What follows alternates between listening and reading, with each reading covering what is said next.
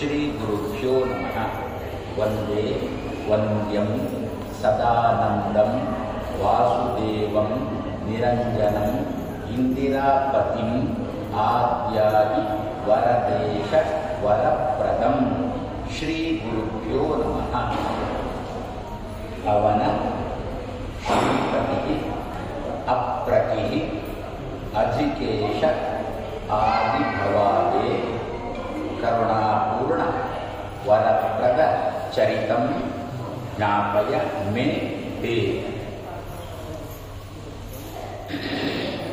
ನಿನ್ನ ಚರಿತ್ರೆಯನ್ನು ಮೇ ನನಗೆ ಜ್ಞಾಪಯ ತಿಳಿಸು. ಯಾಕೆ? ಅದಕ್ಕೆ ಉತ್ತರ ತೇ, ನಿನಗೋಸ್ಕರ. ನಿನಗೋಸ್ಕರ ನಿನ್ನ ಚರಿತ್ರೆಯನ್ನು ನನಗೆ ತಿಳಿಸು. ತೇ ಅಂದರೆ ನಿನ್ನ, ತೇ ಅಂದರೆ ನಿನಗೋಸ್ಕರ. ಎರಡೂ ಅರ್ಥ ಬರುತ್ತೆ ತೇ ಎನ್ನುವುದಕ್ಕೆ ಸಂಸ್ಕೃತದಲ್ಲಿ. ನಾವು ನಮಸ್ತೆ ಎಂತಂತೇವಲ್ಲ, ಕೆಲವರು ಏನು ಮಾಡ್ತಾರೆ ಅಂದರೆ ನಿಮಗೆ ನಮಸ್ತೆ ಅಂತ. ಅದೇನು ಅರ್ಥ ಆಗಿರುತ್ತೆ? ನಿಮಗೆ ನಮಸ್ಕಾರ, ನಿಮಗೆ ಅಂದರೆ ನಿಮಗೆ ಅಂತ ತಿಳಿಸುವುದಲ್ಲ, ಬೇರೆ ಬೇರೆಲ್ಲ. ಅದೆರಡು ಸಲ ಆಗುತ್ತೆ. ನಮಃ ತೇ ನಮಸ್ತೆ. ತೇ ಅಂದರೆ ನಿನಗೆ. ಇನ್ನೊಂದರ್ಥ ತೇ ಅಂದರೆ ನಿನಗೋಸ್ಕರ. ಸಹಜ, ನಿನ್ನ ಚರಿತ್ರೆ ತಿಳಿಸು ಅಂತ ದೇವರ ಹತ್ರ ಕೇಳಿದಾಗ ಅವ ಕೇಳುವುದು ಸಹಜ. ಯಾಕೆ ಅಂತ ಕೇಳುವುದು ಸಹಜ. ನಮ್ಮ ಉತ್ತರ ಏನಿರುತ್ತೆ ಗೊತ್ತಾ? ಜ್ಯೋತಿಷ್ಕರ ಬಳಿಗೆ ಜಾತಕ ಹಿಡ್ಕೊಂಡು ಹೋದಾಗ ನಮ್ಮ ಸಮಸ್ಯೆಗಳಿಗೆ ಒಂದು ಪರಿಹಾರ ಕೊಡುವ ಕ್ರಮ, ಏನೋ ಸಮಸ್ಯೆಗೆ ಪರಿಹಾರ ಬೇಕು. ಏನು ಪರಿಹಾರ? ರಾಯರ ಮಠದಲ್ಲಿ 108 ಪ್ರದಕ್ಷಿಣೆ ಮಾಡಿ. ರಾಯರು ಕೇಳಿದರು, ಯಾಕೋ ಪ್ರದಕ್ಷಿಣೆ ಬರ್ತೀನಿ ನನಗೆ ಅಂತ ರಾಯರು ಕೇಳಿದರು. ಏನು ಉತ್ತರ ಕೊಟ್ಟ? ನನ್ನ ಸಮಸ್ಯೆ ಪರಿಹಾರಕ್ಕೋಸ್ಕರ ನಿನಗೆ ಪ್ರದಕ್ಷಿಣೆ ಬರ್ತಾ ಇದ್ದೇನೆ ಅಂತ. ರಾಯರು ಹೋಯಿತು. ಮತ್ತೆ ಹಾಗಾದೇನಾಗ್ತದೆ? ಯಾಕೋ ನನಗೆ ಪ್ರದಕ್ಷಿಣೆ ಬರ್ತಿ ಅಂತ ಕೇಳಿದರೆ ಉತ್ತರ ಏನಿರಬೇಕು ಗೊತ್ತಾ?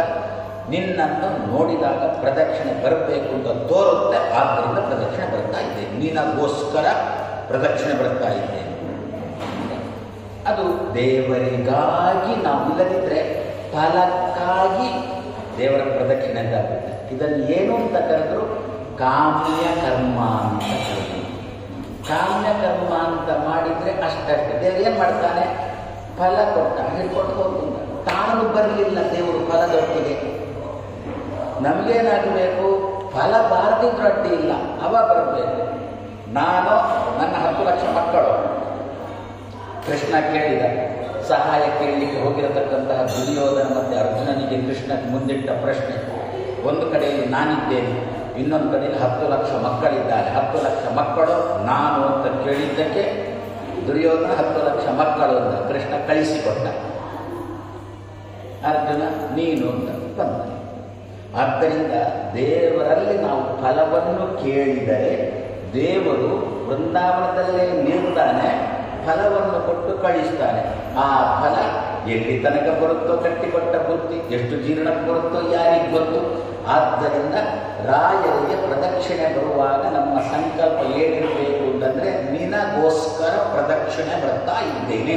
ನಿನ್ನನ್ನು ನೋಡಿದಾಗ ಹೊಗಳ ಇರುತ್ತಲ್ಲ ಕೆಲವರಿಗೆ, ಏನೋ ನಿಮ್ಮನ್ನು ನೋಡಿದಾಗ ಮಾತಾಡಿಸೋಣ ಅಂತ ತೋರ್ತದೆ. ಯಾಕೆ ಮಾತಾಡಿಸೋದು? ಯಾಕೆ ಅಂತ ಗೊತ್ತಿಲ್ಲ, ಅಂತ ನಿಮ್ಮನ್ನು ನೋಡಿದಾಗ ಮಾತಾಡಿಸಬೇಕು ಅಂತ ತೋರುತ್ತದೆ. ಇದು ಯಾರ ಲಕ್ಷಣ ಅಂತ ಗೊತ್ತಾ? ನಿಮ್ಮ ಲಕ್ಷಣ ಅಲ್ಲ, ಅದರಿಂದ ಭಯಪಡೋದು ಬೇಡ. ಮತ್ತು ಏಕಾಂತ ಭಕ್ತರ ಲಕ್ಷಣ ಅಂತಂದ್ರೆ, ಏಕಾಂತಾನಂ ನಕಸ್ಯದಿಂದ ಅರ್ಥೇ ನಾರಾಯಣೋ ದೇವ ಅನ್ಯ ಸರ್ವಂ ತದರ್ಥಕ. ಏಕಾಂತ ಭಕ್ತರ ಹೋಗಿ ಕೇಳಿ, ನಾವು ದೇವರನ್ನು ಭಜಿಸ್ತೇವೆ. ಯಾಕೆ? ಆಗ ಹೇಳಿದಂತೆ, ಮಹಾರಾಜ ಒಂಚೂರು ಮೋಕ್ಷ ಕೊಡು, ಒಂಚೂರು ಸಮಸ್ಯೆಯಿಂದ ಬಿಡುಗಡೆಗೊಳಿಸುವಂತೆವಲ್ವೋ. ಏಕಾಂತ ಭಕ್ತರ ಹೋಗಿ ಕೇಳಿ, ಅವ್ರು ಏನಂತಾರೆ ಗೊತ್ತಾ? ಯಾಕೋ ದೇವರನ್ನು ಭಜಿಸ್ತೀನಿ ಅಂತಂದರೆ ಏಕಾಂತಾನ ನ ಕಸ್ಯಚಿತ್ ಅರ್ಥೇ ದೇವ. ಯಾವುದಕ್ಕೋಸ್ಕರನೂ ಅವರು ದೇವರು ಭಜಿಸುವುದಲ್ಲ ಅಂತ. ಮತ್ತೆ ಭಜಿಸಬೇಕು. ಹಾಗಾದರೆ ಅವರು ಮೋಕ್ಷಕ್ಕೆ ಹೋಗುವುದಿಲ್ವಾ? ಅವರು ಮೋಕ್ಷ ಕೇಳುವುದಿಲ್ಲ ದೇವರ ಹತ್ರ ಅಂದರೆ ಕೇಳ್ತಾರೆ. ಹಾಗಾದರೆ ಮೋಕ್ಷಕ್ಕೋಸ್ಕರ ಭಜಿಸಿದಂತೆ ಆಯ್ತಲ್ಲ ಅಂತ ಪ್ರಶ್ನೆ ಬಂದರೆ ತಕ್ಷಣ ಆಚಾರ್ಯ ಮಧ್ವರಂದರು ದೇವರನ್ನು ಇವರು ದೇವರಿಗಾಗಿ ದೇವರನ್ನು ಭಜಿಸಬೇಕು ಅಂತ ತೋರಿದು ಆದ್ದರಿಂದ ಭಜಿಸ್ತಾರೆ. ಹಾಗೆ ಭಜಿಸಿದಾಗ ದೇವರು ಏನು ಬೇಕು ಅಂತ ಕೇಳಿದಾಗ ಏನು ಬೇಡ ಅಂದರೆ ಬೇಜಾರಾಗುತ್ತೆ ಅಂತ, ಅದಕ್ಕೋಸ್ಕರ ಮೋಕ್ಷ ಕೊಡು ಅಂತ ಕೇಳಿದ್ರು. ಅನ್ಯತ್ ಸರ್ವಂ ತದರ್ಥ, ಭಗವಂತನ ಪ್ರೀತಿಗೋಸ್ಕರ ಬಾಕಿದ್ದಲ್ಲಿರುವುದಂತೆ. ನಮಗೆ ಹಾಗಲ್ಲ, ಬಾಕಿದ್ದಕ್ಕೋಸ್ಕರ ದೇವರಿರುವುದು, ಅವರಿಗಲ್ಲ ದೇವರಿಗಾಗಿ ಬಾಕಿದ್ದಿರುವುದು. ಇಷ್ಟೇ ದೇವತೆಗಳಿಗೂ ಮಾನವರಿಗಿರತಕ್ಕಂಥ ವ್ಯತ್ಯಾಸ ಅಂತ ಹಿರಿಯರು ಹೇಳಿದ್ದುಂಟು. ಆದ್ದರಿಂದ ಅಷ್ಟು ಸುಲಭದಲ್ಲಿ ಬರೋಲ್ಲ, ಒಂದೇ ಜನ್ಮದಲ್ಲಿ ಬರೋಲ್ಲ. ಆದ್ದರಿಂದಲೇ ಪ್ರತಿಯೊಂದು ಮಂತ್ರದ ಧ್ಯಾನ ಶ್ಲೋಕದಲ್ಲಿ ಫಲ ಉಂಟೇ ಉಂಟು. ಅಖಿಲ ಪ್ರದಂ ಇಂದಿರೇಶ, ಕೃಷ್ಣ ಮಂತ್ರವನ್ನೇ ತಗೊಳ್ಳೋದು, ಪ್ರತಿ ದಿವಸ ಜಪ ಮಾಡುವುದು ಕೃಷ್ಣ ಮಂತ್ರ.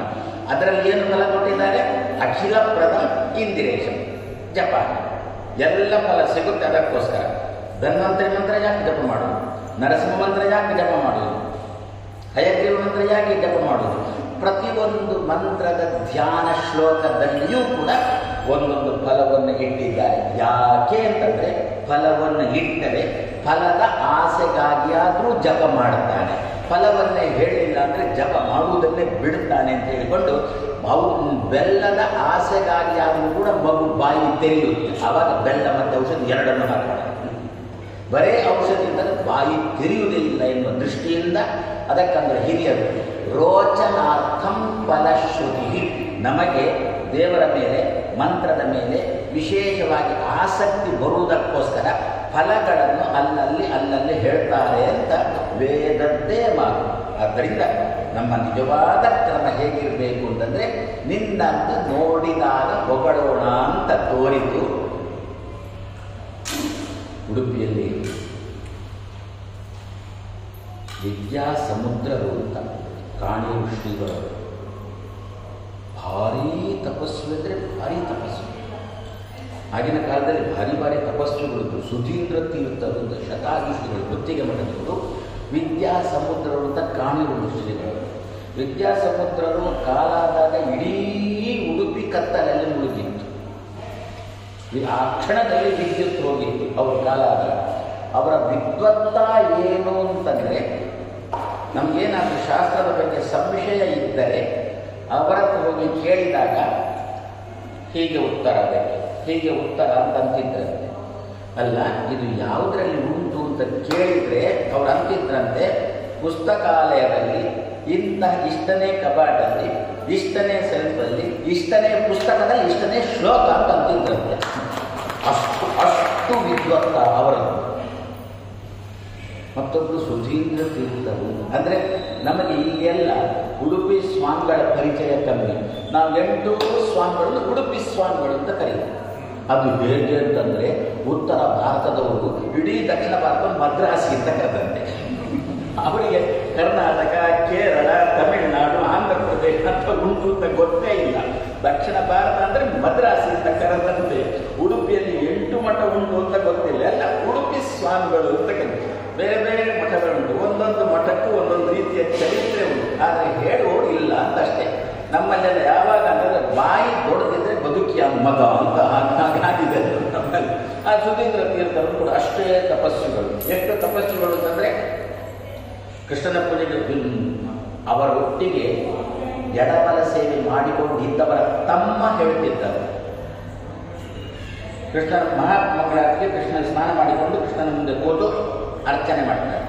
ಹೀಗೊಮ್ಮೆ ತುಳಸಿ ಹಾಕ್ತಾರೆ, 2ನೇ ಸಲ ಹಾಕುವಾಗ ಹಿಂದೆ ತರ್ತಾರೆ. ಹೀಗೆ 11 ಗಂಟೆಗೆ ಮಹಾಮಂಗಳಾರತಿ ಆಗಬೇಕಾದ್ರೆ 12ವರೆಗೆ 1 ಗಂಟೆ. ಯಾಕಂದರೆ ನಾಮಾವಳಿ ಮುಗಿಯದೆ ಧೂಪ ಮಾಡೋಲ್ಲ. ನಾಮಾವಳಿ ಮುಗಿಯೋಣ ತಂದು ಒಂದೊಂದು ನಾಮಕ್ಕೆ ಒಂದೊಂದು ತುಳಸಿ ಹಾಕಬೇಕು. ಹಾಕ್ತಾರೆ, ಒಂದು ಹಾಕ್ತಾರೆ, ಇನ್ನೊಂದು ಹಾಕೋಣ ತದ ಪಕ್ಕ ಹಿಂದೆ ತರ್ತಾರೆ, ಮತ್ತೆ ಒಂದು 2 ಗಂಟೆ ಆದ್ಮೇಲೆ ಹಾಕ್ತಾರೆ. ಹೀಗಾಗಿ 12ವರೆಗೆ ಎಡಬಲ ಸೇವೆಯವ ಕಾದ ಕಾದ ಕಾದ. ಇದು ಆಗುವಂಥದ್ದಲ್ಲ ಹೋಗುವಂಥದ್ದಲ್ಲ ಅಂತಂದರೆ ಏನು ಮಾಡಿದ, ಆ ಧೂಪಾರತಿ ಆಗಬೇಕಲ್ಲ, ಧೂಪ ಇಟ್ಟ ಎತ್ಕೊಂಡಿದ್ದಾರೆ.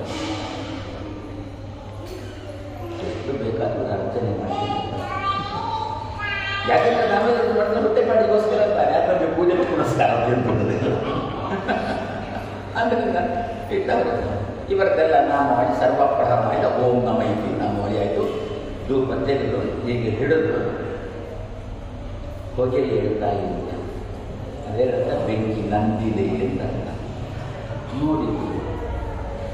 ಮನಸ್ಸಿನಲ್ಲಿ ಆಲೋಚನೆ ಮಾಡಿದ್ರು, ಇದು ಯಾರಿಗೆ? ಅವನ ಹೆಂಡತಿಗೆ ಹಚ್ಚಿಕೊಳ್ಳಿಕ್ಕ ಅಂತ ಒಂದು ಮಾತು ಮನಸ್ಸಿನಲ್ಲಿ ಬರ್ತದೆ. ಅಷ್ಟೇ ಅಂದದ್ದು 3-4 ದಿವಸ ಆದಾಗ ಆ ವ್ಯಕ್ತಿ, ಎಡಬಲ ಸೇವೆ ಮಾಡುವ ವ್ಯಕ್ತಿ ಸ್ವಾಮಿಗಳು ವಿಚಾರಿಸಿದ್ರು, ಯಾಕೆ ಬರ್ತಾ ಇಲ್ಲ ಅಂದು. ಅವರು ಇಲ್ಲ, ಏನಾಯಿತು ತೀರಿತು? ಆವಾಗ ಸ್ವಾಮಿಗಳು ಹೇಳಿಸಿದ್ದರು, ಏನೋ ನನ್ನಿಂದ ಉದ್ದೇಶಪೂರ್ವಕವಾಗಿ ತಡ ಆಗದಿದ್ದದ್ದಲ್ಲ.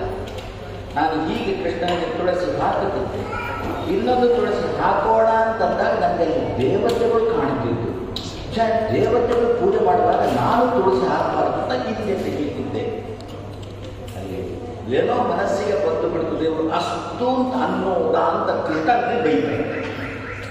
ನಮ್ಮಲ್ಲೆಲ್ಲ ನಮ್ಮ ಸಂಪ್ರದಾಯ ಕ್ರಮ ಏನು ಅಂತಂದರೆ, ಗಂಡ ತೀರಿ ಹೋದ ಮೇಲೆ ಅಂಗಾರ ಹಚ್ಚುವುದು ಅದೊಂದು ಕ್ರಮ ನಮ್ಮಲ್ಲಿ ಬಂದಿದೆ. ದಕ್ಷಿಣದ ಉಡುಪಿದೆ, ಹಾಗೆ ಬಂದಿದೆ. ಅಲ್ಲಿ ತುಳಸಿ ನಿರ್ಮಾಲ್ಯವನ್ನು ಕೂಡ ಈಗಿನವರು ಸ್ವಲ್ಪ ಅಭ್ಯಾಸ ಆಗಿದೆ ಅಂತ ಕೊಡ್ತಾರೆ. ಇನ್ನು ಹಿಂದಿನ ಕಾಲದ ಹೆಣ್ಮಕ್ಕಳು ಗಂಡ ತೀರಿ ಹೋದರೆ ಮಾತ್ರ ತುಳಸಿ ತಗೊಳ್ಳೋದು, ತುಳಸಿ ನಿರ್ಮಾಲ್ಯ ನಮ್ಮಿಂದ ತಗೊಳ್ಳೋದು, ಇಲ್ಲಾಂದ್ರೆ ಹೂವನ್ನೇ ತಗೊಳ್ಳೋದು. ಅಂದ್ರೇನರ್ಥ? ನಿನ್ನ ಹೆಂಡತಿಗೆ ಹಚ್ಚಿಕೊಳ್ಳಿಕ್ಕ ಅಂತಂದ್ರೆ ಇವಾಗ ತೀರಿ ಹೋಗಬೇಕು ಅಂತ ಅರ್ಥ. ಅಂದರೆ ಅಂತಹ ತಪಸ್ವಿಗಳು ಸ್ವಾಮಿಗಳು ಉಡುಪಿಯಲ್ಲಿ ಅಷ್ಟು ತಪಸ್ವಿಗಳು ವಿದ್ಯಾ ಸಮುದ್ರವೇ ಇತ್ತು. ಅದೇ ಕಾಲದಲ್ಲಿ ವಿದ್ಯಾಮಾನ್ಯರು ಇತ್ತು. ನಿಮಗೆ ವಿದ್ಯಾಮಾನ್ಯರ ಪರಿಚಯ ಚೆನ್ನಾಗಿದೆ. ಅದೇ ಕಾಲದಲ್ಲಿ ವಿದ್ಯಾಮಾನ್ಯರು ಇತ್ತು. ಒಂದೊಂದು ಸಂದರ್ಭದಲ್ಲಿ ವಿದ್ಯಾ ಸಮುದ್ರರು ದೊಡ್ಡವರು ಆಶ್ರಮದಲ್ಲಿ, ಇವರು ಚಿಕ್ಕವರು. ಅವರಿಬ್ಬರು ಒಮ್ಮೆ ಭೇಟಿಯಾಗುತ್ತಿದ್ದರೆ, ಭೇಟಿಯಾಗುತ್ತಿದ್ದಾಗ ವಿದ್ಯಾ ಸಮುದ್ರರು ಹೇಳ್ತಿದ್ದರಂತೆ ವಿದ್ಯಾಮಾನ್ಯರ ಹತ್ರ, ನಿಮ್ಮನ್ನು ನೋಡಿದಾಗ ನಮಸ್ಕಾರ ಮಾಡೋಣ ಅಂತ ತೋರ್ತದೆ ಅಂತಿದ್ದಾರೆ. ಅದು ಮಾಡೋಲ್ಲ. ಯಾಕೆ? ನೀವು ಇನ್ನೂ 100 ಕಾಲ ಬಾಳಬೇಕು, ಅದಕ್ಕೋಸ್ಕರ ಮಾಡೋಲ್ಲ ಅಂತ ವಿದ್ಯಾ ಸಮುದ್ರರು ಹೇಳಿದರು. ಹಾಗಾದರೆ ಏನರ್ಥ ಇಲ್ಲಿ? ಆ ವ್ಯಕ್ತಿಯ ವ್ಯಕ್ತಿತ್ವಕ್ಕೆ ನಮ್ಮದು ನಮಸ್ಕಾರ. ನನ್ನ ಗುರುಗಳು ಹೇಳ್ತಿದ್ರು, ಹೀಗೆ ವಿದ್ವಾಂಸರ ಹತ್ರ ಮಾತಾಡ್ತಾರೆ, ನನ್ನ ವಿಭುದೇಶ ತೀರ್ಥರು ಅಂತ ನನ್ನ ಕೆಲವರಿಗೆ ಪೂರ್ಣ ಪ್ರಜ್ಞೆ ಶಾಲೆ ಅಂತ ಬೆಂಗಳೂರಿನದ್ದು ಕೇಳಿದ್ರೆ ಗೊತ್ತಾಗಲಿ.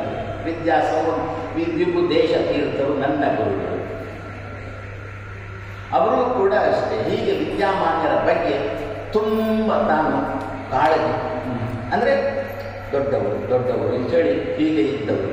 ಹೀಗೆ ಈ ರೀತಿಯಲ್ಲಿ ಏನು ನೋಡಿದಾಗ ಹೀಗೆ ಮಾಡಬೇಕು ಅಂತ, ಅದೇ ವಿದ್ಯಾಮಾನ್ಯರು ನೋಡಿದಾಗ ನಮಸ್ಕಾರ ಮಾಡಬೇಕು ಅಂತ ತೋರ್ತದೆ. ಅದೇ ರೀತಿಯಲ್ಲಿ ದೇವರಿಗೆ ನಾವು ನಮಸ್ಕಾರ ಮಾಡುವಾಗ ಯಾಕೆ ಮಾಡ್ತೀಯಾ ಅಂತ ಯಾರಾದರೂ ಕೇಳಿದರೆ, ಅಥವಾ ದೇವರೇ ಕೇಳಿದರೆ ಮಾಡಬೇಕು ಅಂತ ತೋರಿದು ಮಾಡುತ್ತಾ ಇದ್ದೇನೆ.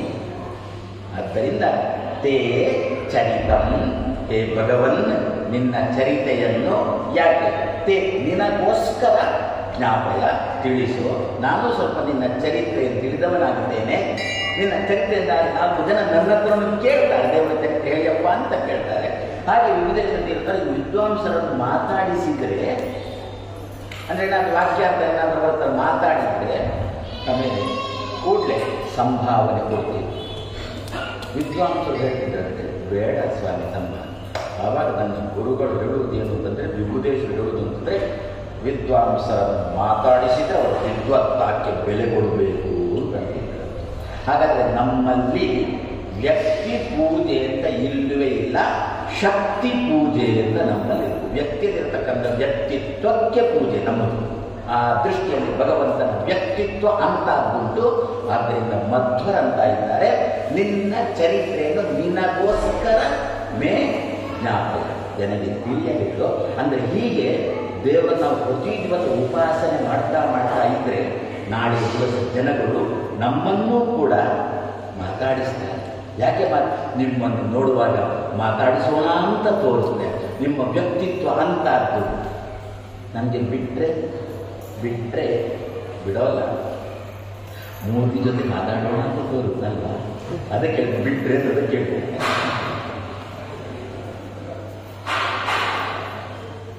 ಇಲ್ಲಿಯ ವಿಶ್ವಾಸದಲ್ಲಿ ಬಿದ್ದುಕೊಂಡ ಸಮೀಪ ಬಂದರೂ ದೂರ ಹೋಗೋಣ ಅಂತ.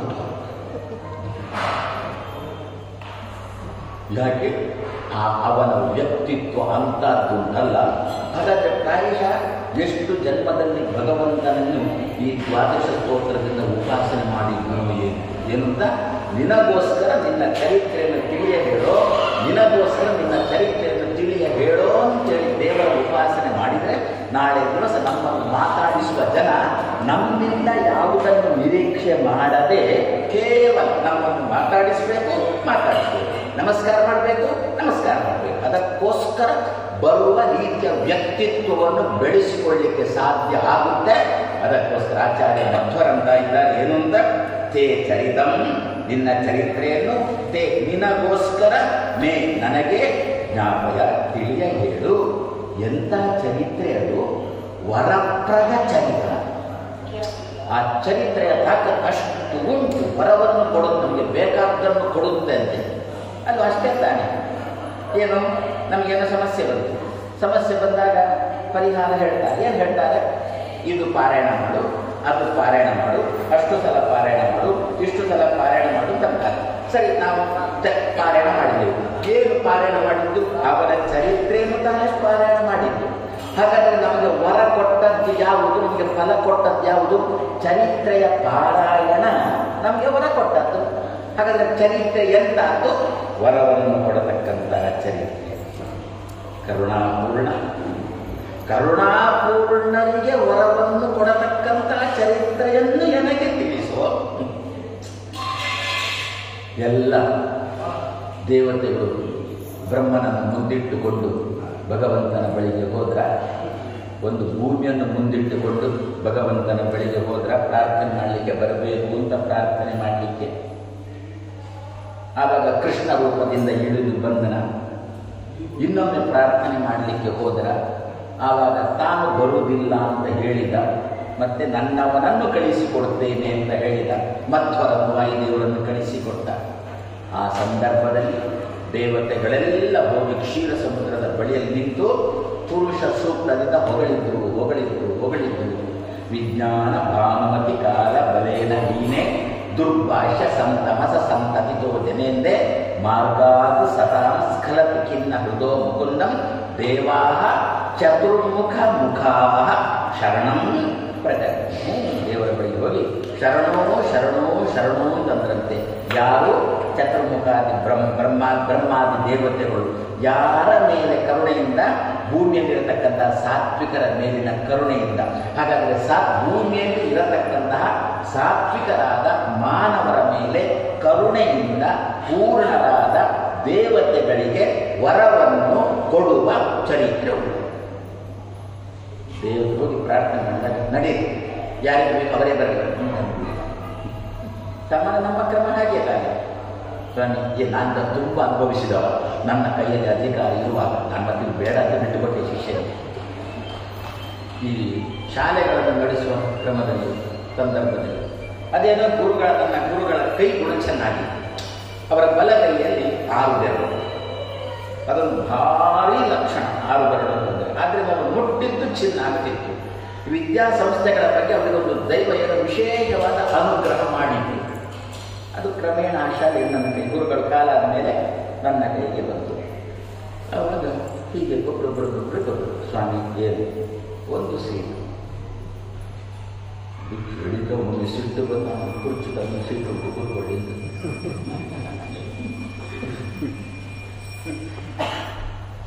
ಯಾರಿಗೆ?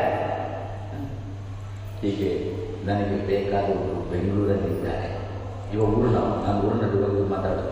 ನನಗೆ ಬೇಕಾದವರು ಬೆಂಗಳೂರಲ್ಲಿದ್ದಾರೆ. ಅವರ ಮಗುವಿಗೆ ಒಂದು ಸೀಟು ನಿಮ್ಮ ಶಾಲೆ. ಮತ್ತೆ ಪುನಃ ಅಲ್ಲ, ಬೇಕಾದರೆ ಅವರೇ ಬರ್ತಾರೆ ಅಂದರೆ ನಾನು ಬೇಡ. ಯಾರಿಗೆ ಬೇಕಾದರೆ ನನಗಂತೂ ಬೇಡ. ಕೊನೆಗೆ ಏನಂದರೆ ನಾನು, ನೀವು ಹೇಳಿ ಆಯ್ತಲ್ಲ, ನಿಮ್ಮ ಗೆಳೆಯರಿಗೆ ಹೇಳಿ ಏನಂತ ಸ್ವಾಮಿಗಳಿಗೆ ಹೇಳಿದ್ದೇನೆ ಅಂತ ಹೇಳಿದ್ವಿ. ಮತ್ತೆ ತೀರ್ಮಾನ ಸ್ವಾಮಿಗಳು. ನಿಮ್ಮ ಕೆಲಸ ಏನೋ ಅವರು ಹೇಳಿದ್ದನ್ನು ಸ್ವಾಮಿಗಳಿಗೆ ಹೇಳುತ್ತಾನೆ. ಬೇಕಾದರೆ ಅವರೇ ಬರಲಿ ಅಂತ. ಇದು ಸಾಮಾನ್ಯವಾಗಿ ನಿಮ್ಮ ಕ್ರಮ ಅಲ್ಲೂ. ದೇವರು ಹಾಗೆ ಮಾಡಿಲ್ಲ. ಬೇಕಾದರೆ ಅವರೇ ಬರಲಿ ಅಂತ ದೇವರು ಹಾಗೆ ಮಾಡಿಲ್ಲ. ಮನುಷ್ಯರ ಪರವಾಗಿ, ಸಾತ್ವಿಕರ ಪರವಾಗಿ ಯಾರು ಶಿಫಾರಸು ಮಾಡಿಕೊಂಡು ದೇವರ ಇನ್ಫ್ಲುಯೆನ್ಸ ನಾನು ಸಾಧ್ಯ ಆದಷ್ಟು ಕನ್ನಡವನ್ನೇ ಮಾತಾಡುವುದು. ಮತ್ತೆ ನಿಮಗೆ ನನ್ನ ಕನ್ನಡ ಅರ್ಥ ಆಗಿದ್ದು ಇಲ್ಲ ಕಾಣುತ್ತೆ. ಸಾಧ್ಯ ಆದಷ್ಟು ಪ್ರಯತ್ನ ಮಾಡ್ತೇನೆ. ಎಂತ ಒಂದು ಆಂಗ್ಲ ವ್ಯಕ್ತಿ ನನಗೊಬ್ಬರು ಕೇಳಿದ್ದುಂಟು, 10-20 ಆಂಗ್ಲ ಶಾಲೆ ನಡೆಸ್ತೀರಾ ನೀವು, ನಿಮ್ಮ ಉಪನ್ಯಾಸದಲ್ಲಿ ಒಂದು ಆಂಗ್ಲ ಶಬ್ದನೇ ಬರೋಲ್ಲ. ಒಂದು ಉಪನ್ಯಾಸ ಒಂದು 10 ವಾಕ್ಯ ಆಂಗ್ಲ ಭಾಷೆಯಲ್ಲಿ ಹೊಡೆದೆ. ಮತ್ತಂದೆ ನಾನೇನು ಪೂರ ದಡ್ಡ ಸ್ವಾಮಿ ಅಲ್ಲ, ಸ್ವಲ್ಪ ಆಂಗ್ಲ ಭಾಷೆಯನ್ನು ತೋರಿಸಿಕೊಟ್ಟೆ. ಆದ್ದರಿಂದ ಶಿಫಾರಸನ್ನು ನಾವು ಸಾತ್ವಿಕರ ಬಗ್ಗೆ ದೇವರ ಬಳಿಗೆ ಏನು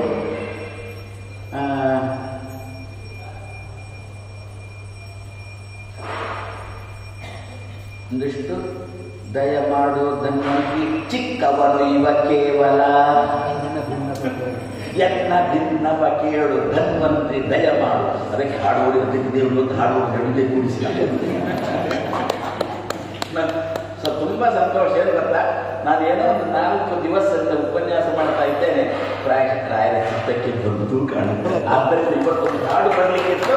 ಹಾಡುಗಾರ ಯಾಕಂದ್ರೆ ನಾನು ಅವರಿಗೆ ಹೇಳಿದ್ದೆ, ಅವರೇನೋ ನನಗೆ ಪುಸ್ತಕ ಕೊಡಲಿಕ್ಕೆ ಅಂತ ಬಂದಿದ್ದು. ನಾನಂದೆ ಪುಸ್ತಕ ಕೊಟ್ಟಾಯ್ತಲ್ಲ, ನೀವು ಹೋಗಿಬಿಡಿ, ಈಗ ಅಷ್ಟು ದೂರಕ್ಕೆ ಹೋಗಿಬಿಡಿ ಅಂತ ಅಂದೆ. ಕೂತಿದ್ರು. ಪ್ರಾಯಶಃ ಯಾರಿಗೆ ಗೊತ್ತು, ಇವತ್ತೊಂದು ಹಾಡು ಬರಲಿಕ್ಕೆ ಇವನಿಗೆ ಮರೆತು ಹೋಗುತ್ತೆ, ಅವರನ್ನು ಕಾಣುತ್ತೆ. ಎನ್ನ ಭಿನ್ನವ ಕೇಳು ಧನ್ವಂತ್ರಿ ದಯಮಾಡೋ ಚಿಕ್ಕವನು ಇವ ಕೇವಲ ಅಲ್ವೋ. ಯಾರ ಬಗ್ಗೆ? ಶ್ರೀನಿವಾಸಾಚಾರ್ಯ ಬಗ್ಗೆ ಅಲ್ವೋ. ಪಂಡಿತರಲ್ಲೋ, ಮಹಾಪಂಡಿತರಲ್ಲೋ. ಪಂಡಿತರು ಅಂತ ಅಷ್ಟೇ ಹೇಳಿದ್ದ, ಮಹಾಪಂಡಿತ ಮಹಾಪಂಡಿತರು ಸ್ವಲ್ಪ ಪಾಂಡಿತ್ಯ ಕಮ್ಮಿ. ನೋಡಿ, ದೇವರನ್ನು ಹೇಗೆ ಕರೀತೇವೆ? ದೇವ ಅಂತ ಅಷ್ಟೇ ಕರೀತೇವ? ದೇವರನ್ನು ದೇವ ಬಂದ, ನಮ್ಮ ಸ್ವಾಮಿ ಬಂದನು. ದೇವರನ್ನು ದೇವ ಅಂತ ಕರೀತೇವ? ರುದ್ರದೇವ ಅಂತ ಕರೀತೇವೆ? ಮಹಾದೇವ. ಅಲ್ಲೇ ಹಿರಿಯರು ಮಾತಂದರು, ಕಿಂಚಿತ್ ನ್ಯೂನೆ ಮಹಾದೇವ ಅಂತ. ಆದ್ದರಿಂದ ಇಲ್ಲಿ ಅದೇ ರೀತಿಯಲ್ಲಿ ಮಹಾಶಬ್ದದ ಪ್ರಯೋಗ ಅಂತ ಹಿರಿಯರು ಹೇಳಿದ್ರು. ಆದ್ದರಿಂದ ಏನಿಗೂ ಚಿಕ್ಕವರು ಮಹಾಪಂಡಿತರು ಶ್ರೀನಿವಾಸಾಚಾರ್ಯ. ಕೊನೆಗೆ ಬುದ್ಧಿ ಬಂತು ಅಲ್ವೋ.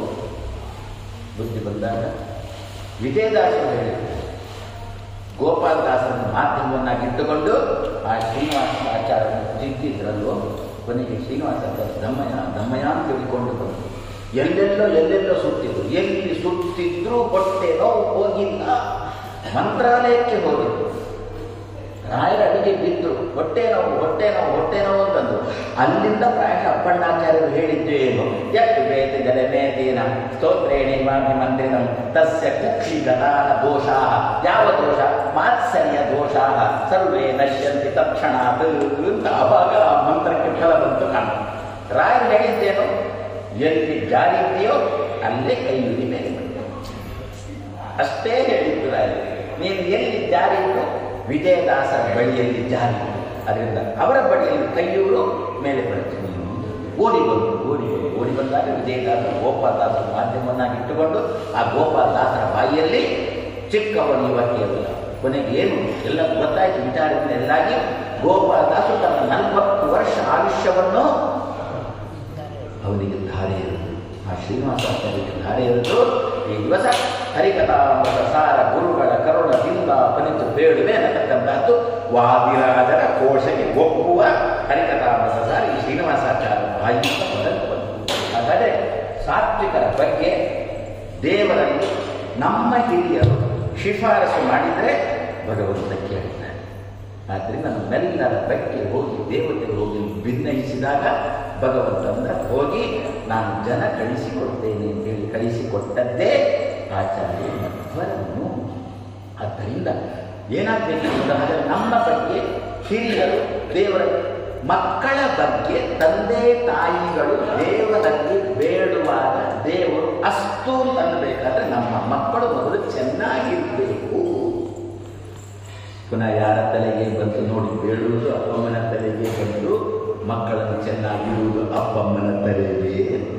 ಹುಟ್ಟಿದಾರ ಮಗುವಿಗೆ ಸಂಸ್ಕಾರ ಕೊಡ್ತಾ ಬಂದರೆ ಮಗು ಬೆಳೆಯುವುದು, ಚೆನ್ನಾಗಿ ಬೆಳೆಯುವುದು. ಆವಾಗ ಅಂತಹ ಮಗುವಿನ ಬಗ್ಗೆ ರಾಯರೇ ಎನ್ ಮಗುವಿಗೆ ಒಳ್ಳೇದು ಮಾಡಪ್ಪ ಅಂತೇಳಿ ರಾಯರ ಹತ್ರ ಕೇಳಿದಾಗ ರಾಯರು ಅಸ್ತು ಅಂತಾರೆ. ಹಾಗಾದರೆ ಕರುಣಾಪೂರ್ಣಾನ, ನಮ್ಮ ಮೇಲೆ ಕಾರುಣ್ಯವನ್ನು ಹೊಂದಿರತಕ್ಕಂತಹ ಸಾತ್ವಿಕರಾದ ನಮ್ಮ ಮೇಲೆ ಕಾರುಣ್ಯವನ್ನು ಹೊಂದಿರತಕ್ಕಂತಹ ದೇವತೆಗಳಿಗೆ ವರವನ್ನು ಕೊಡುವ ರೀತಿಯಲ್ಲಿ ತನ್ನ ಚರಿತ್ರೆಯನ್ನು ತಿಳಿಯಕೊಡುತ್ತಾನೆ. ಕರುಣಾಪೂರ್ಣ ವರಪ್ರದ ಚರಿತಂ ಜ್ಞಾಪಯ ಮೇ ತೇ ಅಂತ ಆಚಾರ್ಯ ಮಧ್ವರು ದೇವರಲ್ಲಿ ಪ್ರಾರ್ಥನೆ ಮಾಡ್ತಾ ಇದ್ದಾರೆ.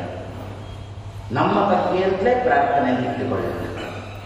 ನಿನ್ನೆ ಒಂದು ನೋಡಿದೆವು, ಆಚಾರ್ಯರು ತನ್ನ ಬಗ್ಗೆನೇ ದೇವರಲ್ಲಿ ಬೇಡಿದ್ದು ನೋಡಿದೆವು. ತಪ್ಪಿಲ್ಲ. ಯಾಕೆಂದ್ರೆ ಆಚಾರ್ಯ ಮಧ್ವರೇ ಒಂದು ಮಾತಂತಾರೆ, ನಿತ್ಯ ಪ್ರಭೂತ ಸುಶುಭ ಪ್ರತಿಭೋಪಿ ವಿಷ್ಣೋ ಶುತ್ವ ಪರಾಂ ಪುನರಪಿ ಪ್ರತಿಭಾಂ ಅವಾಪ. ಭೀಮಸೇನ ಈ ಅಕ್ರೂರ ಧೃತರಾಷ್ಟ್ರನ ಚರ್ಯೆಯನ್ನು ಅಳಿಲಿಕ್ಕೆ ಬಂದಿದ್ದ ಕೃಷ್ಣನಿಂದ ಕಳಿಸಿಕೊಟ್ಟವನಾಗಿ. ಆ ಧೃತರಾಷ್ಟ್ರ ಸ್ವಲ್ಪ ಮೂರ್ಖನಾಗಿದ್ದ. ಅವನನ್ನು ತಿದ್ದಲಿಕ್ಕಾಗ್ತದ ನೋಡೋಣ ಅಂತೇಳಿ ಕೃಷ್ಣ ಅಕ್ರೂರನನ್ನು ಹಸ್ತಿನಾವತಿಗೆ ಕೊಟ್ಟು ಕಳಿಸಿದ್ದ. ಅಲ್ಲಿ ಅಕ್ರೂರ ಸ್ವಲ್ಪ ಸಮಯ ಇದ್ದ. ತಾನೂ ತಿಳಿದ ಪಾಂಡವರ ಕೌರವರ ಮೇಲೆ ಧೃತರಾಷ್ಟ್ರ ಹೇಗಿದ್ದಾನೆ ಅಂತ. ಬೇರೆಯವರಿಂದಲೂ ತಿಳ್ಕೊಂಡ, ಕುಂತಿಯಿಂದಲೂ ತಿಳ್ಕೊಂಡ. ಆಮೇಲೆ ಧೃತರಾಷ್ಟ್ರನಿಗೆ ಒಂದಷ್ಟು ಬುದ್ಧಿವಾದ ಹೇಳಿ ಅಕ್ರೂರ ಹೋಗುವಾಗ ಭೀಮಾರ್ಜುನರು ಕರ್ಕೊಂಡು ಹೋದ ಕೃಷ್ಣ ಇದ್ದಲ್ಲಿ. ಅಲ್ಲಿ ಹೋದ ಮೇಲೆ ಭೀಮಸೇನ ಏನು ಮಾಡಿದ? ಕೃಷ್ಣನಿಂದ ಒಂದಷ್ಟು ವಿದ್ಯೆಯನ್ನು ಸಂಪಾದನೆ ಮಾಡಿದ ಅಂತ. ಯಾರು ಹೇಳಿದ್ದು? ಆಚಾರ್ಯರೇ ಹೇಳಿದ್ದು. ನಾನು ಕೃಷ್ಣನಿಂದ ಪಾಠ ಕೇಳಿದೆ. ಯದ್ಯಪಿ ಕೃಷ್ಣ ಭೀಮನಿಗಿಂತ ಲೋಕದ ಕಣ್ಣಿಗೆ ಚಿಕ್ಕಪ್ಪ. ಆದ್ದರಿಂದ ಅಲ್ಲೇ ಒಂದು ಸಂದೇಶ ಕೊಟ್ಟ ಸಮಾಜಕ್ಕೆ ಕೃಷ್ಣ ಭೀಮ ಏನು ಕೊಟ್ಟರು ಅಂತಂದು ಬಿಟ್ಟರೆ, ಚಿಕ್ಕವರಾದರೂ ಅಡ್ಡಿ ಇಲ್ಲ, ನಮ್ಮಕ್ಕಿಂತ ಹೆಚ್ಚು ತಿಳಿದವರಾದರೆ ಅವರ ಹತ್ರ ನಾವು ಕೇಳಬೇಕು. ಮನೆಯವರು ನಮ್ಮಕ್ಕಿಂತ ಚಿಕ್ಕವಳೇ ಇರ್ತಾಳೆ, ವಯಸ್ಸಿನಲ್ಲಿ ಚಿಕ್ಕವಳೇ ಇರ್ತಾಳೆ, ಆದರೆ ತಿಳುವಳಿಕೆ ನಮ್ಮಕ್ಕಿಂತ ಒಮ್ಮೆ ಜಾಸ್ತಿ ಇರಬಾರ್ದು ಅಂತ ಏನಿಲ್ಲ. ಇಂತಹ ಸಂದರ್ಭದಲ್ಲಿ ಅವಳು ಏನು ದೇವರ ಬಗ್ಗೆ ನಮಗೇನಾದರೂ ತಿಳಿಯ ಹೇಳಿದರೆ ಕೇಳುವ ತಾಳ್ಮೆ ನಮಗೆ ಬೇಕು. ಎದೆಬಿ ತಾಳಿ ಕಟ್ಟಿದ್ದವಳಿಗೆ ತಾಳ್ಮೆ ಬೇಕು ನಮಗೆ.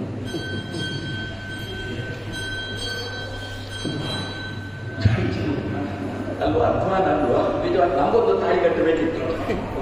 ಆ ಲಗ್ನದ ದಿವಸ ಅವಳಿಗೆ ತಾಳಿ ಕಟ್ಟಿದಂತೆ ನಮಗೂ ಒಂದು, ನೀವು ತಪ್ಪು ಮಾಡಿದಾಗ ಅದನ್ನು ನಾನೇನಾದರೂ ತಿದ್ದಿದ್ರೆ ಅದನ್ನು ಕೇಳುವುದಕ್ಕೆ ನಿಮಗೆ ತಾಳಿ ನೀವು ಅಂತ ಹೇಳಿಕೊಂಡು ಪರಸ್ಪರ ತಾಳಿ ಕಟ್ಟಿದ್ರೆ ಸಮಾಜ ಚೆನ್ನಾಗಿರ್ತದೆ ಎಂದು ಅವನಿಗೆ ಮಾತ್ರ ತಾಳಿ ಕಟ್ಟು, ನಮಗೆ ಭಾರಿ ತಾಳ್ಮೆವಂತೇನೋ ಅವನಿಗೆ ಕಾಣುತ್ತೆ. ಹಾಗಾದರೆ ಅವಳು ಚಿಕ್ಕವಳು ವಯಸ್ಸಿನಲ್ಲಿ, ಆದರೆ ನಮ್ಮಕ್ಕಿಂತ ಜಾಸ್ತಿ ತಿಳಿದವಳು ಆಗಬಾರದು ಅಂತ ಏನಿಲ್ಲ ಅಲ್ವೋ. ಆದ್ದರಿಂದ ಅವಳು ನಮಗೆ ದೇವರ ಬಗ್ಗೆ ತಿಳಿಯ ಹೇಳಿದರೆ, ವೃತ್ತ ನಿಯಮಗಳ ಬಗ್ಗೆ ತಿಳಿಯ ಹೇಳಿದರೆ ತಿಳ್ಕೊಳ್ಬೇಕು ಎನ್ನುವುದನ್ನು ಕೃಷ್ಣ ಭೀಮರು ಸಮಾಜಕ್ಕೆ ತೋರಿಸಿದರು. ಅಲ್ಲಿ ಅಧ್ಯಯನ ಮಾಡಿದಾಗ ಏನು ಹಾಗಾದರೆ ಭೀಮನಿಗೆ ಗೊತ್ತಿಲ್ವಾ, ತಿಳುವಳಿಕೆ ಇಲ್ವಾ ಅಂತ ಪ್ರಶ್ನೆ ಬಂದರೆ ಮಧ್ವರು ಬರೆದರು. ಶಾಸ್ತ್ರಜ್ಞ ಮಧ್ವರು ಬರೆದರು, ನಿತ್ಯ ಪ್ರಭೂತ ಸುಶುಭ ಪ್ರತಿಭೋಗಿ ಎಂದೆಂದೂ ಅವನಿಗೆ ಮರೆಯುವುದು ಅಂತ ಇಲ್ಲ. ಭೀಮನಿಗೆ ನಿತ್ಯ ಪ್ರಭೂತ ಸುಶುಭ ಪ್ರತಿಭ, ಶುದ್ಧವಾದ ತಿಳುವಳಿಕೆ. ದೇವರನ್ನು ಹಾಗೇ ದೇವರನ್ನು ವಿಪರೀತನೂ ಅಲ್ಲ, ಹಾಗೋ ಹೀಗೋ ಅಂತೇಳಿ ಸಂಶಯನೂ ಅಲ್ಲ, ಹೀಗೆ ಹೇರತಕ್ಕಂಥ ತೀರ್ಮಾನವುಳ್ಳವ ಭೀಮಸೇನ. ಆದರೂ ಕೃಷ್ಣನಿಂದ ಪಾಠ ಕೇಳಿದ. ಇದಕ್ಕೆ ಆಚಾರ್ಯ ಮಕ್ಕಳು ಅಲ್ಲಿ ಮತ್ತೊಂದು ಶರಾಬ. ನಿನ್ನೆ ನಾವು ನೋಡಿದ್ದೇವಲ್ಲ, ಸಂತೈಸ ಅನುದಿನನ್ನು ಮಹಾಲಕ್ಷ್ಮಿ ನಮಗೆ ಸಮಾಧಾನ ಹೇಳಿದ್ದೇನೆ. ಅಲ್ಲಿ ಭೀಮಸೇನ ಏನೋ ಲಕ್ಷ್ಮಿಯೇ ಆ ಭೀಮಸೇನ ಅಮ್ಮನೇ ಪಾಠ ಕೇಳ್ತಾಳೆ ಅಂತೆ ಗಂಡನ ಹತ್ರ. ಇನ್ನು ಮಗ ಭೀಮಸೇನ ಪಾಠ ಕೇಳೋದು ಏನು ಮಹಾ ಅಂತ ಆಚಾರ್ಯ ಏನಂತಾರೆ, ಗೋನಾಮ ವಿಷ್ಣು ಜೀವಕ ಆಸಮಿ. ಯಾಕೆ? ಯಸ್ಯ ರಮಾಪಿ ಯಸ್ಯ ಆಶ್ರಯಾತ್ ಶ್ರೀ ಅಭಿಹಿತ. ಲಕ್ಷ್ಮಿಯನ್ನು ಶ್ರೀ ಅಂತ ಕರೀತೇವಲ್ಲ, ಯಾಕೆ ಶ್ರೀ ಅಂತ ಕರೆಯುವುದು? ಶ್ರಾಯತೆ ಇತಿ ಶ್ರೀ. ಯಾವಾಗಲೂ ಕೂಡ ಗಂಡನನ್ನು ಆಶ್ರಯಿಸಿಕೊಂಡೇ ಇರುವವಳಂತೆ, ಆದ್ದರಿಂದ ಅವಳನ್ನು ಶ್ರೀ ಅಂತ ಕರೀತಾರೆ. ನಮ್ಮ ಹೆಸರಿನಲ್ಲಿ ಕೂಡ ಶ್ರೀಕಾರ ಹಾಕೊಳ್ತೇವಲ್ಲ, ಹಾಕದಿದ್ರೆ ಸಿಟ್ಟು ಬರುತ್ತೆ. ಏನು ಒಂದು ಶ್ರೀಕಾರ ಹಾಕದ್ರೆ ನನ್ನ ಹೆಸರು ಬರುತ್ತೆ ಹೋಗ್ತದೆ. ಏನರ್ಥ? ಆಶ್ರಯಿಸಿಕೊಂಡಿರತಕ್ಕಂಥ ಇಂಥ ಮಹಾನುಭಾವರು, ಆಶ್ರಯಿಸಿಕೊಂಡಿರತಕ್ಕಂಥ ಮಹಾನುಭಾವರು ಶ್ರೀ ವೇದವ್ಯಾಸ ಭಟ್ ಅಂತಂದ್ರೆ ಏನರ್ಥ? ಶ್ರೀ ಆಶ್ರಯಿಸಿಕೊಂಡಿರತಕ್ಕಂಥ ವೇದವ್ಯಾಸ. ನಿಮಗೆಲ್ಲ ಒಂದೊಂದು ದೇಶ ಶ್ರೀ ಶ್ರೀ 108, ಇನ್ನು ಕೆಲವರಿಗೆ ಸಾರುವುದಿಲ್ಲ. ಶ್ರೀ ಶ್ರೀ 1008. ಏನಂತ ಹಾಕಿದ್ರೆ ನೀವೇ ವಾಸಿ ಅಲ್ಲ, ನೀವು ಕಮ್ಮಿ ಆಶ್ರಯ. ನಾವು ಹಾಗಲ್ಲ, 100 ಜನರನ್ನು ಆಶ್ರಯಿಸಬೇಕು. ಒಂದು ಪೂಜೆಗೆ ಸ್ನಾನಕ್ಕೆ ಅಂತ ನಾನು ಹೋಗ್ತೇನೆ ಅಂತಂದ್ರೆ ಎಡಬಲ ಸೇವೆ ಬಂದ ಸ್ವಲ್ಪ ತಡ ಉಂಟು, ಅವರದ್ದಾಯಿತು ಅಂತಂದ. ಹೋಗ್ತೇನೆ ಅಂತಂದಾಗ ಅಡಿಗೆ ಇನ್ನೂ 10 ನಿಮಿಷ ತಡ ಅಂತ. ಸರಿ, ಅಡಿಗೆ ಬಂದು ಆಯಿತು ಅಂತೇಳಿ ಹೋಗಿದಾಗ ಪಾರಾಯಣ ಬಂದ, ನಾನಿನ್ನೂ ತಯಾರಿ ಆಗಿಲ್ಲ. ಅವನಿಗೊಂದು ಆಯ್ತು ಅಂತ ವ್ಯವಸ್ಥಾಪಕ, ಅದು ಇನ್ನು ಜನರೇ ಬಂದಿಲ್ಲ. ಅದಕ್ಕೆ ನಾನು ಹೇಳಿದೆ, ಜನಗಳು ಬಂದಿಲ್ಲ ಅಂತ ಕಾಯ್ಬೇಕು. ಅವರು ಬರುವುದೇ 12 ಗಂಟೆಗೆ. ಯಾಕೆ ನೀವು 12 ಗಂಟೆಗೆ ಊಟಕ್ಕೆ ಅಂತ ಹೇಳಿದ್ದರು, ಅವರು ಅದಕ್ಕೆ ಸರಿಯಾಗಿಯೇ ಬರ್ತಾರೆ. ಅದಕ್ಕೆ ಅವರು ಕಾಯ್ಬೇಕಾಗ್ತದೆ. ಹಾಗಾದ್ರೆ ಏನು 100 ಜನರನ್ನು ಆಶ್ರಯಿಸಬೇಕಲ್ಲ. ನಿಮಗೆ ಹಾಗಲ್ಲ, ಮನೆಯಲ್ಲಿ ಎದ್ರಿ, ಎದ್ದಾಗ ಸರಿ ಏನು ನನ್ನ ಹೆಂಡತಿ ಇನ್ನು ಎದ್ದು ಏನು ಬೇಕಾದ್ರೂ ಮಾಡಿಕೋ ಅಂತ ಇವನೇ ಏನೋ ಚಾರು ಚೂರು ಅಡಿಗೆ ಅಂತ ಮಾಡಿದ, ದೇವರ ಪೂಜೆ ಮುಗಿಸಿದ, ಹೊರಟೇ ಬಿಟ್ಟ. ಅದನ್ನ ನೀವು ಒಬ್ಬಳಕ್ಕೆ ಆಶ್ರಯಿಸಿದ್ರೆ ಸಾಕು. ಶ್ರೀ ನಾವು ಹಾಗಲ್ಲ, 100 ಜನರು ಆಶ್ರಯಿಸಿದ್ರೆ ಅದ್ರ ಶ್ರೀ ಶ್ರೀ ಶ್ರೀ ಶ್ರೀ 108 ಅಂತ ಸಹಜ ಅಲ್ಲೋದು. ಈಗ ನಾವು ಲೋಕದಲ್ಲಿ ನೋಡುವಾಗಲೂ ಕೂಡ ಅದು ಸರಿ ಅಂತ ಕಾಣುತ್ತೆ. ಈಗ ಕೂತಿದ್ದೀರಾ, ನಿಮಗೆ ಉಪನ್ಯಾಸ ಸಾಕು ಅಂತ ತೋರಿತು, ತಡಪಡ ಅಂತ ಎತ್ತ ಹೋಗೇ ಬಿಟ್ಟ. ನಾನಾದ್ರೆ ಹಾಗಲ್ಲ, ಕೊರಿಬೇಕು. 7 ಗಂಟೆ ತನಕ ಕೊರಿಯಲೇಬೇಕು. ನಾನು ಕೂಡಿಸಿದ್ರೆ 7 ಗಂಟೆ ತನಕ ಉಪನ್ಯಾಸ ಮಾಡಿದ್ದ ಕೂಡಿಸ. ನನಗೆ ಮನಸ್ಸಿಲ್ಲದಿದ್ರು ಕೂಡ ನಾನು 7 ಗಂಟೆ ಇಷ್ಟೇ ಅಲ್ಲ, ಅಕಸ್ಮಾತ್ ನಾನು 7 ಗಂಟೆಗಿಂತ ಮೊದಲು ಮುಗಿಸಿದ್ರು ಕೂಡದೇ ಬೇಕಾಗಿ ಕರ್ಕೊಂಡು ಹೋಗುವ ಬರಲಿಲ್ಲ. ಶ್ರೀ ಸರಿ ಉಂಟಲ್ಲ. ಆದ್ದರಿಂದ ಎಲ್ಲೂ ಕೂಡ ಸ್ವಾಮಿಗಳಾಗಬೇಕು ಅಂತ ಅಪೇಕ್ಷೆ ಪಡಬೇಕು, 10 ಜನರನ್ನು ಆಶ್ರಯಿಸುವುದಿರಬೇಕು ಅಂತ. ಅಂದ್ರೆ ಏನಂತಿದ್ರಂತು ಅಂತಂದ್ರೆ, ಭಗವಂತ 16 ರೂಪಗಳನ್ನು ಸದಾ ಕಣ್ಣಿಗೊಂದು ರೂಪ, ಕಿವಿಗೊಂದು ರೂಪ, ಬಾಯಿಗೊಂದು ರೂಪ, ಹೀಗೆ ಒಂದೊಂದು ಇಂದ್ರಿಯಗಳು ಕೂಡ ಕೆಲಸ ಮಾಡುವಾಗ ದೇವರ ಒಂದೊಂದು ಇಂದ್ರಿಯಗಳನ್ನು ಆಶ್ರಯಿಸಿಕೊಂಡು ಇರೋಣದರಿಂದ ದೇಹದ ಒಳಗೆ ಇರತಕ್ಕಂಥ 108 ನಾಡಿಗಳು ಕೆಲಸ ಮಾಡಬೇಕಾದ್ರೆ 108 ನಾಡಿಗಳಲ್ಲಿ ಇರತಕ್ಕಂಥ ಭಗವದ್ ರೂಪಗಳನ್ನು ಆಶ್ರಯಿಸಬೇಕಾದ್ದರಿಂದ ಸ್ವಾಮಿಗಳಿಗೆ 108. ಆದ್ದರಿಂದ ಏನಂದ್ರು ಆಚಾರ್ಯ ಮಧ್ವರಂದ್ರು, ಭೀಮಸೇನ ಪಾಠ ಕೇಳುವುದು ಏನು ಬಂತು, ಮತ್ತೆ ಅವನ ಅಮ್ಮನೇ ಸದಾಕಾಲ ಪಾಠ ಕೇಳಿಕೊಂಡೇ ಇಂದೂ ಕೂಡ ಅವಳು ತನ್ನ ಶ್ರೀ ಎಂಬ ಹೆಸರನ್ನು ಬಿಟ್ಟು ಕೊಟ್ಟಿಲ್ಲ. ನಾನು ಯಾವಾಗಲೂ ನನ್ನ ಗಂಡನಿಂದ ಕಲಿತಾನೇ ಇರ್ತೇನೆ ಅಂತ ಇರುವವರು ಒಂದು ಸಮಾಧಾನ ನಮಗೆ ಕೊಟ್ಟು ಪಾಠ ಮುಗಿಯಿತು. ಭಕ್ತಿ ಆಯ್ತು ಆಚಾರ್ಯ, ಪುನಃ ಪಾಠ ಶುರುವಾಯಿತು. ಜಾಗ ಉಂಟಲ್ಲಿ, ಪಾಠ ಮುಗಿದ ಮೇಲೆ ಬಂದು ನೋಡಿದರೆ ಜಾಗ ಇಲ್ಲ. ಪಾಠ ಪುನಃ ಶುರು ಮಾಡುವಾಗ ಅಲ್ಲಿ ಪಾಠ ಒಳ ಹೋಗಲಿಕ್ಕೆ ಜಾಗ ಉಂಟು. ಇದು ಮಧ್ವರ ಮನಸ್ಸಿನ ಮಹತ್ವ ಅಂತ. ಅದು ಮೋಕ್ಷದಂತೆ ಅಂತ ಪಂಡಿತಾಚಾರ್ಯರು ಏಕಾದಶ ಇದರ ಸರ್ಗದಲ್ಲಿ ಮಧ್ವೀಯದಲ್ಲಿ ಹೇಳ್ತಾರಲ್ವ, ಏನು ವೈಕುಂಠ ಹೇಗುಂಟು ಅಂತ ಕೇಳಿದರೆ, ಈಗ ಹೋಗಿ ನೋಡಿದ್ರೆ ಅಲ್ಲಿ ಜಾಗ ಇಲ್ಲ, ಪೂರಾ ಭರ್ತಿ.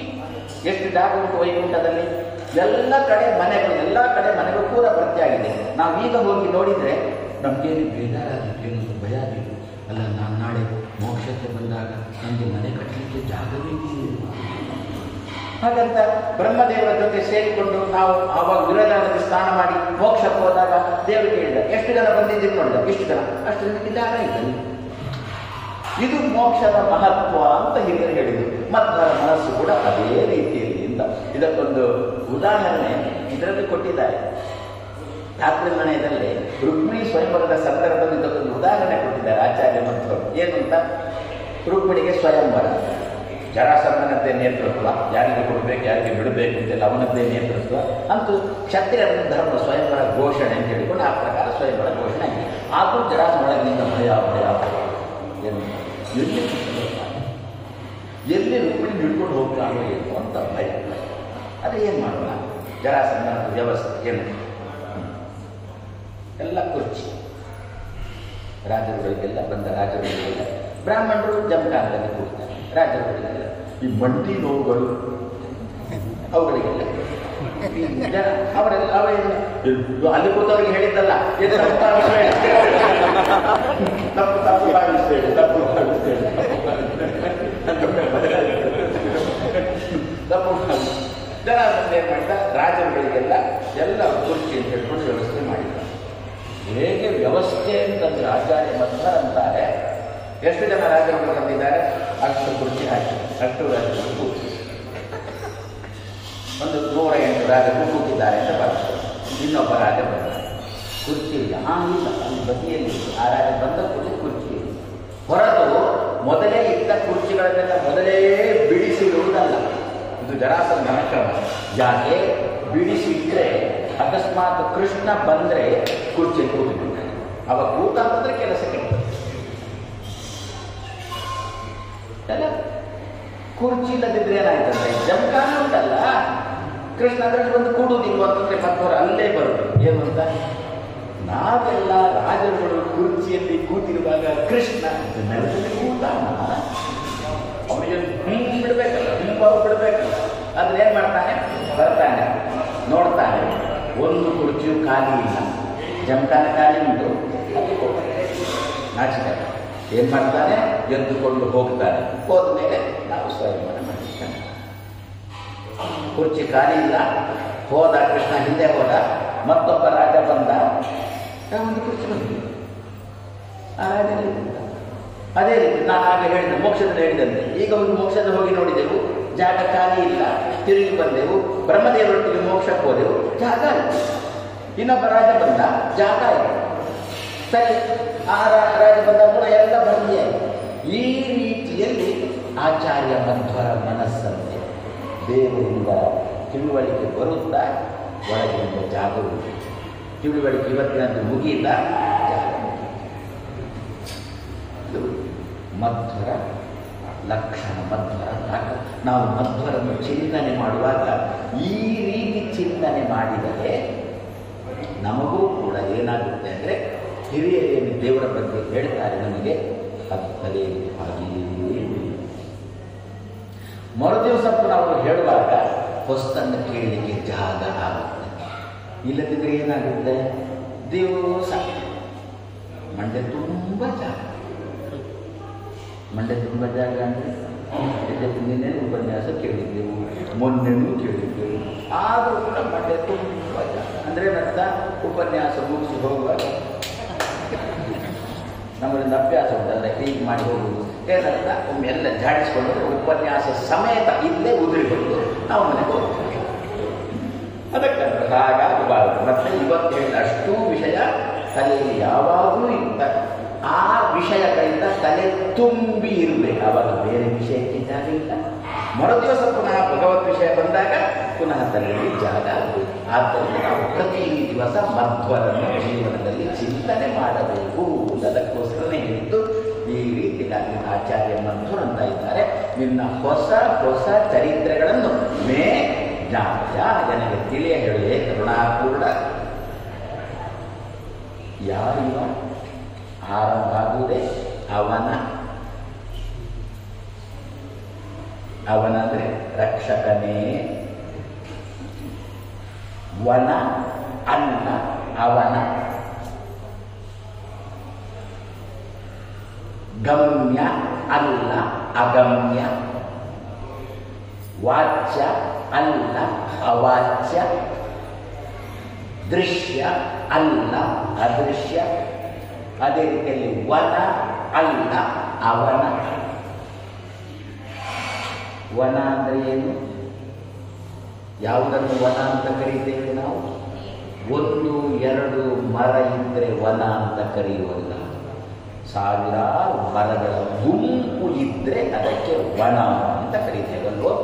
ದೇವರು ವನ ಅಲ್ಲ, ಯಾವ ಗುಂಪಿನಲ್ಲಿಯೂ ಕೂಡ ದೇವರು ಇಲ್ಲ.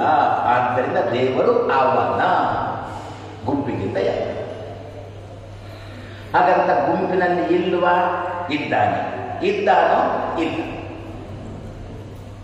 ಅದು ಅವನ ವ್ಯಕ್ತಿತ್ವ. ಒಂದು ವೇಳೆ ಅವ ಗುಂಪಿನಲ್ಲಿ ಇಲ್ಲದಿದ್ದರೆ ನಾವು ಬದುಕಲಿಕ್ಕೆ ಸಾಧ್ಯವಾ? ಅದರಿಂದ ಗುಂಪಿನಲ್ಲಿ ಇರಲೇಬೇಕಾ? ನಮ್ಮ ಹಿಂದೆ 10 ಜನ ಬೇಡ, ನಾನೇ ಒಬ್ಬ. ಇಲ್ಲಿ ಗುಂಪುಗಳುಂಟ, ಇಂದ್ರಿಯಗಳ ಗುಂಪುಗಳುಂಟ, 10 ಇಂದ್ರಿಯಗಳ ಗುಂಪುಗಾರಿಕೆ ಉಂಟ. ನೋಡಿ, ಗುಂಪುಗೂ ಗುಂಪುಗಾರಿಕೆಗೂ ವ್ಯತ್ಯಾಸ ಉಂಟಲ್ಲ. ಗುಂಪು ಅಂತಂದ್ರೆ ಗುಂಪುಗಾರಿಕೆ ಅಂತಂದ್ರೆ ಏನೋ ಬಡಿಲಿಕ್ಕೆ ತಯಾರು ಮಾಡ್ತಾ ಇದ್ದಾನೆ ಅಂತ ಗುಂಪುಗಾರಿಕೆ ಶಬ್ದಕ್ಕರ್ಥ. ಇವುಗಳು ಅಷ್ಟೇ ತಾನೆ, ಒಮ್ಮೊಮ್ಮೆ ಗುಂಪು ಸೇರ್ತಾರೆ, ಒಮ್ಮೊಮ್ಮೆ ಗುಂಪುಗಾರಿಕೆ ಮಾಡ್ತಾರೆ. ಹಾಗಾದ್ರೆ ಈ ಇಂದ್ರಿಯಗಳ ಗುಂಪಿನಲ್ಲಿ ಇಲ್ಲದಿದ್ದರೆ ಕಣ್ಣು ನೋಡುತ್ತಾ, ಕಿವಿ ಕೇಳುತ್ತಾ, ಅದರಿಂದ ಗುಂಪಿನಲ್ಲಿದ್ದಾನೆ. ಆದರೆ ಗುಂಪಿನಲ್ಲಿ ಇದ್ದರೂ ಕೂಡ ಗುಂಪಿನದ್ದನ್ನು ಯಾವುದನ್ನು ಹಂಚಿಕೊಳ್ಳುವುದಿಲ್ಲ, ಆದ್ದರಿಂದ ಗುಂಪಲ್ಲಿ ಇಲ್ಲ. ನಾವು ಹಾಗೆ ಇರಬೇಕಂದ್ರೆ ಮನೆಯಲ್ಲಿ ಗುಂಪಿನಲ್ಲಿದ್ದೇವೆ, ಇಲ್ವಾ ಇದ್ದೇವೆ. ಮನೆ ಅಂತಾದ ಮೇಲೆ ಗುಂಪು, ಹೆಂಡತಿ, ಗಂಡ, ಮಕ್ಕಳು, ಸೇವಕರು, ಇದು ಗುಂಪೇ ತಾನೆ. ಆ ಗುಂಪು ಅಂತಾದ ಮೇಲೆ 2 ಕೈ ಸೇರಿದ ಮೇಲೆ ಶಬ್ದ ಬಂದೇ ಬರುತ್ತದೆ. ಈ ಭಾಗವತದಲ್ಲಿ 11ನೇ ಸ್ಕಂದದಲ್ಲಿ ಒಂದು ಪಾಠದ್ದು ಬರುತ್ತಾ, ಒಂದು 24 ಗುರುಗಳು ಉಂಟ. ಅದೊಂದು ಪಾಠ ಉಂಟಲ್ಲ, ಅದರಲ್ಲಿ ಏನು ಮನೆಗೆ ನೆಂಟರು ಬಂದರು, ಒಳಗಿನಿಂದ ಏನು ಇರಲಿಲ್ಲ. ಆವಾಗ ಹೆಣ್ಮಕ್ಳು ಏನು ಮಾಡ, ಆವಾಗಲೇ ಅವಲಕ್ಕಿ ಕುಟ್ಲಿಕ್ಕೆ ಅಂತ ಶುರು ಮಾಡಿದ್ರು ಅಲ್ಲ. ಕತೆ ಕೈಲಾಸ ಆಯ್ತಲ್ಲ. ಹೊರಗಿರತಕ್ಕಂಥ ಅತಿಥಿಗೆ ಗೊತ್ತಾಗಿ ಬಿಡ್ತದೆ ಮನೆಯಲ್ಲಿ ಏನಿಲ್ಲ, ಈಗ ಸುರಿಯುತ್ತಾರೆ ಅಂತ ಶುರು ಮಾಡ್ತಾ ಇದ್ದಾರೆ. ಯಾವುದರಿಂದ? ಬಳೆಗಳ ಶಬ್ದದಿಂದ.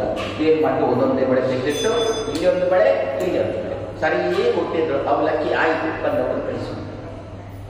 ಅದರಿಂದ ಸಹಜ. ಬಹಳಷ್ಟು ರಾಯರ ಮಠಕ್ಕೆ ತುಂಬ ಜನ ಬಂದಾಗಲಿಲ್ಲ ಗಲಾಟೆ. ಯಾವಿಲ್ಲ ಅಂದರೆ ರಾಯರ ಮಠದಲ್ಲಿ ರಾಯರು ಶಾಂತವಾಗಿ ಗುರುವಾರ ಬಂದ, ಅವ ಬಂದ ಆ ಗಂಟೆ ಕೊಡುತ್ತಾ, ಇವ ಬಂದ ಈ ಗಂಟೆ ಕೊಡುತ್ತಾ, ಆ ಮನೆಯವರು ಬಂದರು, ಈ ಮನೆಯವರು ಬಂದರು, ನೀರು ಕ್ಷೇಮನ ಅಂತ ಅವರು ಕೇಳೋದು ಇವರ ಹತ್ರ, ಇವ್ರು ನೀರು ಕ್ಷೇಮ ಅಂತ ಅವರು ಇವರ ಹತ್ರ, ಇಬ್ಬರು ಅವರ ಹತ್ರ ಕೇಳೋದು. ಇಬ್ಬರು ಬಂದು ಸಮಸ್ಯೆ ಹೇಳಲಿಕ್ಕೆ, ರಾಯರ ಸಮಸ್ಯೆ ಹೇಳಲಿಕ್ಕೆ ಬಂದರು. ನೀವು ಅವಶ್ಯಕಿಲ್ಲ, ಅವರ ಹತ್ರನೇ ಸಮಸ್ಯೆ ಹೇಳಿ ರಾಯರ ಆರಾಮ ಅಂತ. ನನ್ನ ಹತ್ರ ಸಮಸ್ಯೆ ಹೇಳಿದ್ರೆ ನಾನು ಪರಿಹಾರ ಕೊಡಬೇಕು, ಅವರವರೇ ಸಮಸ್ಯೆ ಹೇಳಿಕೊಂಡ್ರು, ಆಗ ಮುಗಿಯಿತು. ಆದರೆ ಗುಂಪು ಅಂತಂದಾಗ ಶಬ್ದಗಳು ಸಹಜ. ಈ ಇಂದ್ರಿಯಗಳ ಈ ಗುಂಪುಗಳಲ್ಲಿ ಭಗವಂತ ಇದ್ದಾನ. ಶ್ರೋತ್ರಂ ಚಕ್ಷು ಸ್ಪರ್ಶನಂಚ ರಸನಂ ಘ್ರಾಣಮೇವಚ ಅಧಿಷ್ಠಾಯ. ಇಷ್ಟು ಇಂದ್ರಿಯಗಳಲ್ಲಿ ಭಗವಂತ ಕೂತಿದ್ದಾನೆ. ಆದರೆ ಇಂದ್ರಿಯಗಳ ಸಂಬಂಧ ತನಗಿಲ್ಲ ಅಂತ ಮಾಡಿಕೊಂಡಿದ್ದಾನೆ. ಇಂದ್ರಿಯದಲ್ಲಿ ಏನು ದೋಷ ಇದ್ರೂ ಕೂಡ ಅವನಿಗೆಲ್ಲ ಬಾಧೆ. ಇಲ್ವಾ ಇಂದ್ರಿಯದಲ್ಲಿ ಇದ್ದಾನೆ. ನಾವು ಮನೆಯಲ್ಲಿ ಇಲ್ವಾ ಇದ್ದೇವೆ.